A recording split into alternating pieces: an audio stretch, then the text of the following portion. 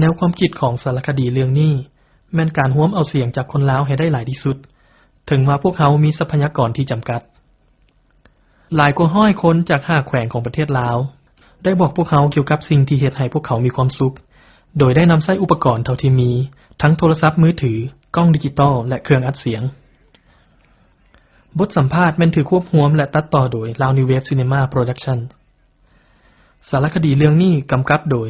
เสียงของคนลาวท่านต้องการอย่างหลายที่สุดในชีวิตอยากมีความสุขอยากมีความสุขอยากมีความสุขอยากมีความสุข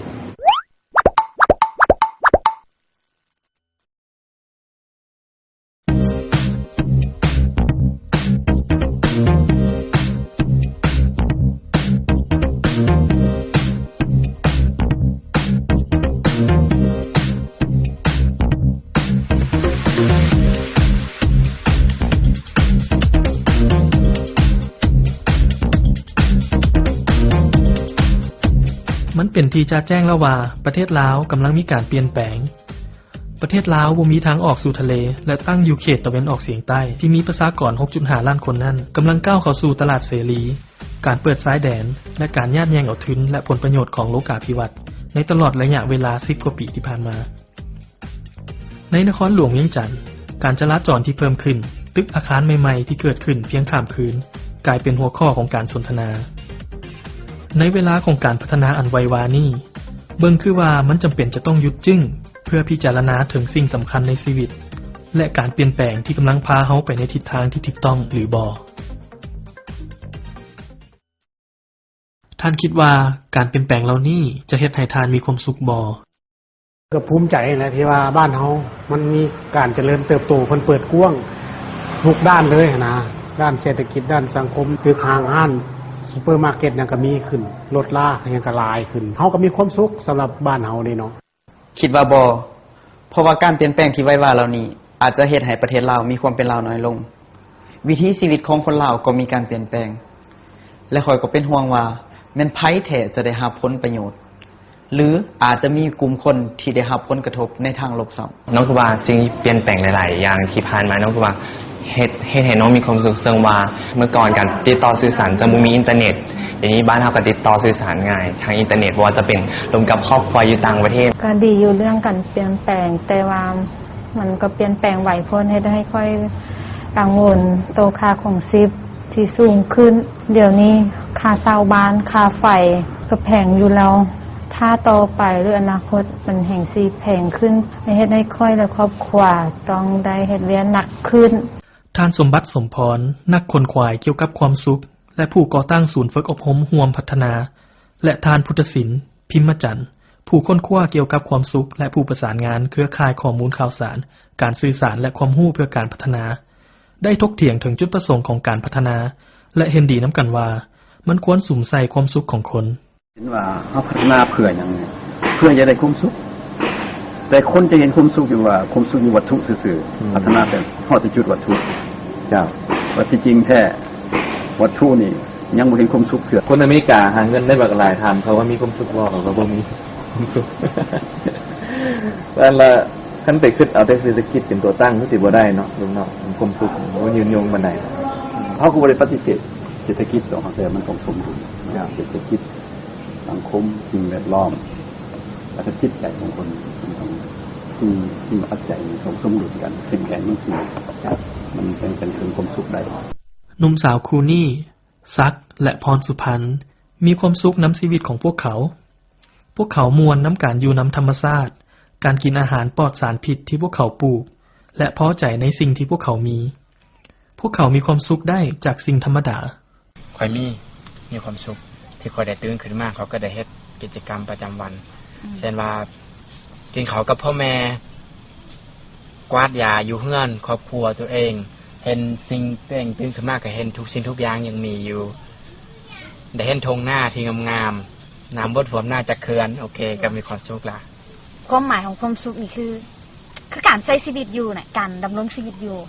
ของเฮานี่แหละในแต่ละมื้อแล้วก็แล้วแต่ว่าเฮาจะดำรงชีวิตอยู่แบบใดแล้วก็อยู่เพื่อไผอยู่เพื่อตนเองหรืออยู่เพื่อคนอื่นหรืออยู่เพื่อสังคม แล้วแต่ว่าเฮาจะตัดสินใจจะอยู่แบบใดนะเพื่อให้ความสุขนั้นมีความสุขเป็นความสุขที่แท้จริงบ่แม่นความสุขแบบเพิ่งคนอื่นแล้วก็ความสุขที่เพิ่งวัตถุหลายเกินไปนิยามความสุขของข่อยวะก็คิดว่าง่ายๆนะมีปัจจัย4อย่างแม่นบ่คือต้องมีคือ1อาหารกินเขา2ยุกยา3เสื้อผ้า4ที่อยู่ข้อยคิดว่าเฮามี4อย่างพวกนี้เราข้อยคิดว่านั่นน่ะเป็นนิยามของข่อยที่นิยามแห่งความสุขของข่อย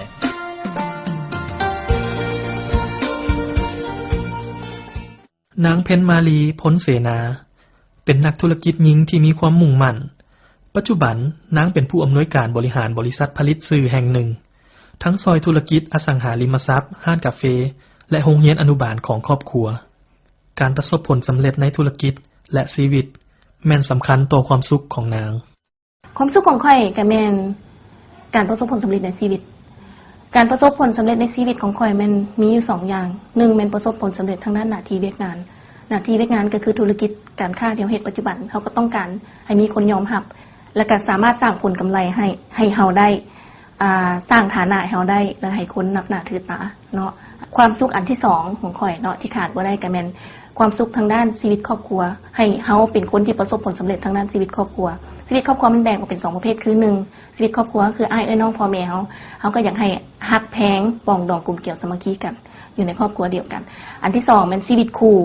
ทั้งผัวเมีย2ผัวเมียเฮาก็ต้องฮักกันบ่ทิ่มบ่ปะกันเป็นผัว1เมียเดียวอยู่นํกันตลอดไปและความทุกข์ความสุขนํกันเนาะเดี๋ยวนี้ผู้คนพากันเว้าถึงเรื่องความสุขอยู่ในประเทศลาวถ้าเฮาเห็นดีว่าจุดประสงค์ของการพัฒนาแม่นเพื่อปรับปรุงชีวิตของประชาชนและเพื่อเฮ็ดให้พวกเขามีความสุขขึ้นนั่นมันคงเป็นการดีที่จะฮู้ว่าแม่นหยังเฮ็ดให้พวกเขามีความสุข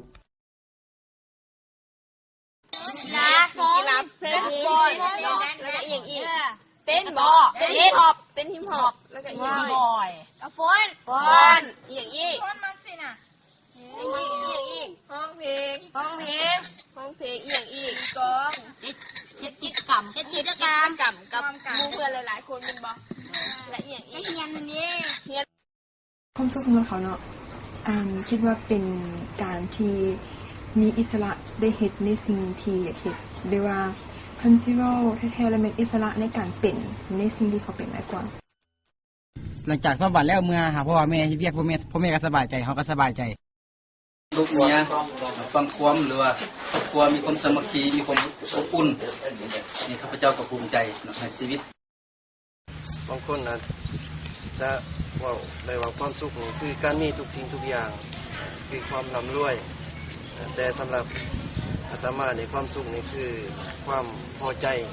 ในสิ่งที่ตนได้พอใจในสิ่งที่ตนมีสำหรับน้องแม่ก็คือการที่ได้เห็นสิ่งใดสิ่งหนึ่งที่ตัวเองมาทานและภูมิใจในความสุขของน้องส่วนสิ่งที่น้องมีความสุขคือการท่องเที่ยวก็จะจากโมโมจงชิวเกมีความสุขแล้วที่ได้เฮ็ดตามความคิดของตัวเองตัวนั้นอย่างเป็นพนักงานก็ได้เป็นแล้วเฮ็ดอย่างก็ได้เฮ็ดแล้วแล้วได้ตอบสนองให้ที่งานในทางราชการก็มีความพอใจแล้วความสุขแล้วในครอบครัวได้มีกินความสุขมาเฮ็ดอันนี้เมื่อยแล้วได้เงินมาแล้วมีความสุขดีใจเขาได้จ่ายเงินคุ้มนั่นเวลาเขาก็บ่มีความสุขแห้งทุกข์ใจแบบว่าเขาบ่ได้ท่าเอาน้ำไทยนะถ้าเขาเฮ็ดอันนี้แล้วก็บ่มีใครบังคับจ่ายเงินให้งานเขาเองนะจ่ายเงินเขาเองน่ะมีความสุขสิ่งที่เฮ็ดให้ข้อยมีความสุขคือเวลาที่ข้อยได้เฮ็ดสิ่งใดสิ่งหนึ่งที่ข้อยมักแล้วก็มักแล้วก็ตั้งใจเวลาหาได้รับผลสำเร็จข้อยจะเฮ็ดให้ข้อยมีความสุขมีความสุขก็คือว่าครอบครัวทุกคนสุขภาพแข็งแรงดีสบายใจสุดๆเลยเนาะถ้ามีคนนึงเจ็บแล้วก็โอ๊ยคิดเลยเนาะประมาณนี้อาจจะบ่มีสิ่งนี้อันนี้เนี่ยสำคัญคนในความสุขที่สุด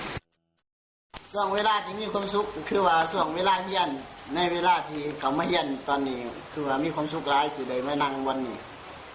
แล้วก็มีความหมายในชีวิตของข่อย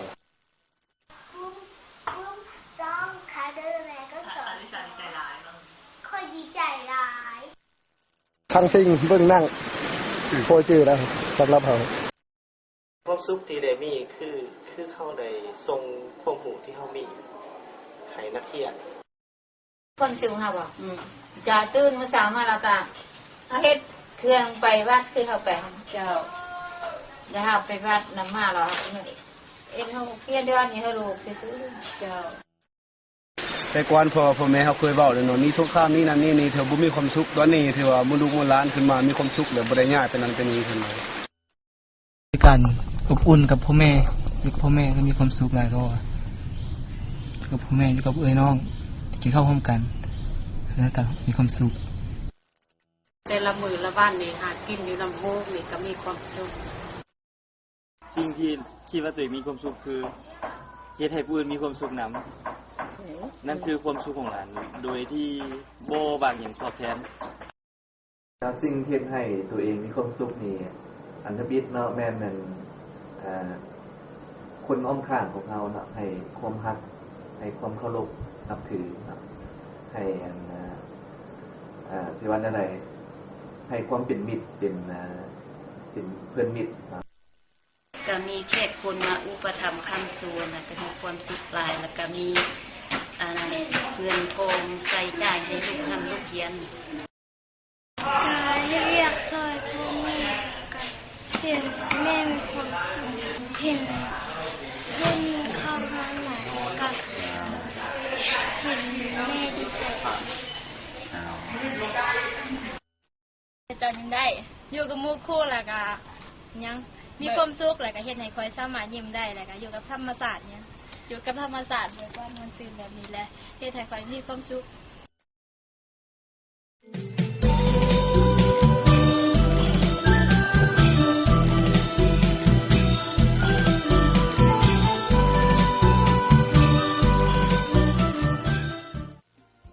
หลายคนเว้าว่าการศึกษาการมีเวียกเฮ็ดสภาพแวดล้อมครอบครัวหมู่เพื่อนเสรีภาพและความม่วนซื่นล้วนเป็นสิ่งจำเป็นต่อความสุขของคน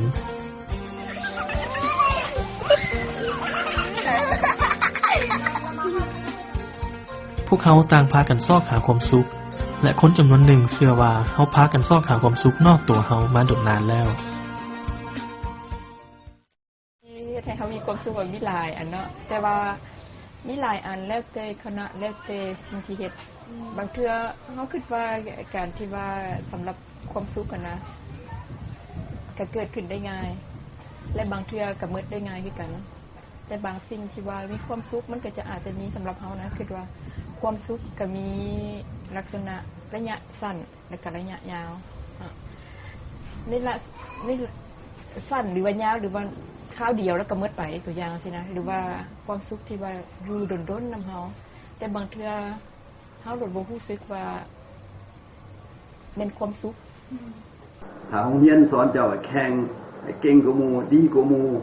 หรือว่าได้คะแนนหลายกว่าหมู่นี่ชนะหมู่อยู่เลยอันนั้นเป็นความสุขชั่วคราวโดนไปชนะผู้นี้แล้วก็ยังต้องชนะผู้หน้าชนะผู้อื่นบ่สุดจะเถื่อเลยพวกการศึกษาและการพัฒนาของเฮาเนี่ยพาเฮาหลงทางก็เลยเดินตามความสุขที่ว่าเป็นของปลอม ความสุขนี่แท้บ่ได้คิดเรื่องเงินเรื่องคำมีเงินว่าสิมันสิมีความสุขบอกมันอยู่ในใจต่อให้จะมีเงินล้านก็บ่เป็นสุขผู้ใดอยากได้ผู้ใดอยากเห็นได้เฮ็ดเอาเองมันก็มีสองอย่างเพราะเราสัญญาที่หนึ่งเรามีสุขกายสุขทางใจนี่แต่ว่าสุขที่สุขใจนี่คือสุขทางไหนสุขอยู่ทางไหนคือว่าสุขอยู่หลายอย่างศีลธรรมสุขบ่มีอนาอารมณ์สุขบ่มีกิเลสตัณหาบ่มีอันว่าความโลภบ่มีความโกรธบ่มีความหลง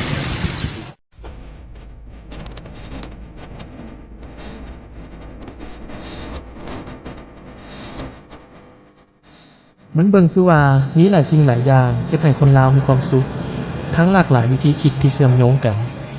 ความสุขบางอย่างก็อยู่วิดเดียวความสุขบางอย่างก็อยู่ดนการเปลี่ยนแปลงบางอย่างอาจจะนำความสุขมาสู่คนเฮาในขณะที่บางอย่างบ่ในเวลาของการเปลี่ยนแปลงอันไววาของประเทศลาวพวกเขาต้องการซักซ้วนให้ทุกคนทบทวนและใช้เวลาตั้งคำถามต่อตนเอง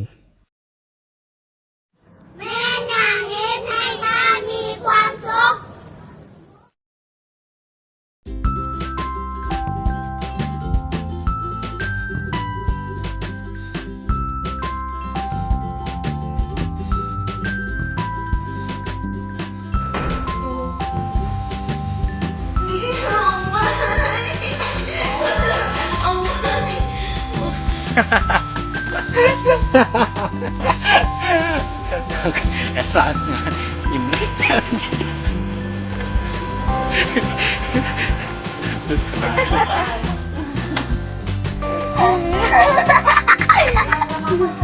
ร้อนเลย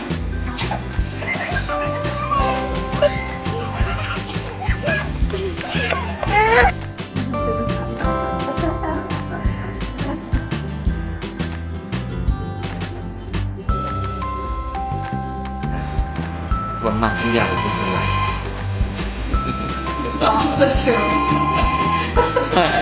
พบกันแต่ว่าเชิญครับ ถามว่าได้ผัวแล้วได้ดีใจเกิดหน่อยทำที่ดีใจ